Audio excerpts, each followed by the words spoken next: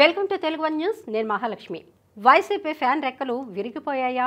ఆ పార్టీ నమ్ముకున్న గోండాయిజం వైసీపీకి గెలుపు ఉన్న స్థానాల్లో కూడా ఓటమిని శాసించిందా అంటే జనం అవునని అంటున్నారు. ఇక పరిశీలకుల కంసుడి పతనానికి ముందు కనిపించిన శకునాలను నిన్నటి పోలింగ్లో జరిగిన సంఘటనలతో పోలుస్తున్నారు. అధికారం తలకెక్కిన జగన్ తల్లి చెల్లిని దూరం చేసుకున్నారు. వైసీపీ విజయానికి కారణమైన వైఎస్ బ్రాండ్ను వదిలించేసుకున్నారు. అన్నీ నేనే, అంతా నేనే అన్న తీరులో విర్రవీగారు. అమలు చేస్తున్నానని చెప్పుకుంటున్న సంక్షేమ పథకాలు బెదిరించో బతిమాలో చెల్లించే తనకు అనుకూలంగా మార్చుకుని కీలక స్థానాల్లో పోస్టింగులు ఇచ్చుకున్న కొందరు ఐఏఎస్, ఐపీఎస్ అధికారుల అండతో ఎన్నికల గండం గట్టెక్కించని భావించారు.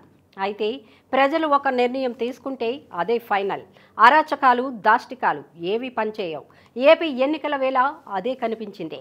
వైసీపీ మూకలు ఎంతగా హింసాకాండకు తెగబడితే జనం అంతకు రెట్టింపు పట్టుదలతో తమ ఓటు హక్కును వినియోగించుకున్నారు.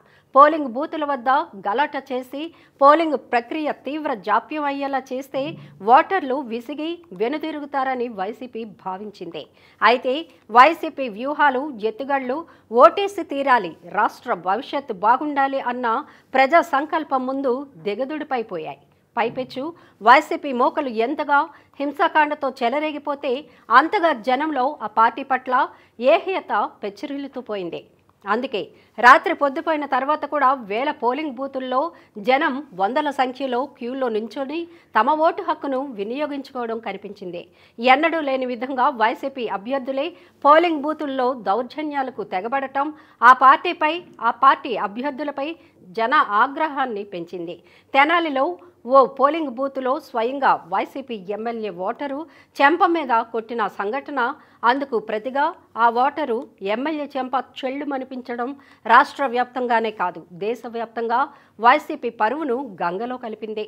ఆ దెబ్బ ఆ ఎమ్మెల్యేకు కాదు వైసీపీకే అని పరిశీలకులు విశ్లేషిస్తున్నారు.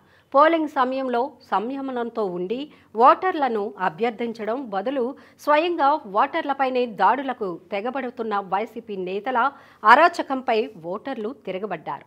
మహిళలను కూడా చూడకుండా వారి తలలు పగలగొడుతున్న దృశ్యాలు సోషల్ మీడియాలో చూసిన ప్రజలు పోలింగ్ బూతుల్లో వైసీపీపై తిరుగుబాటు బావుట ఎగురవేశారు.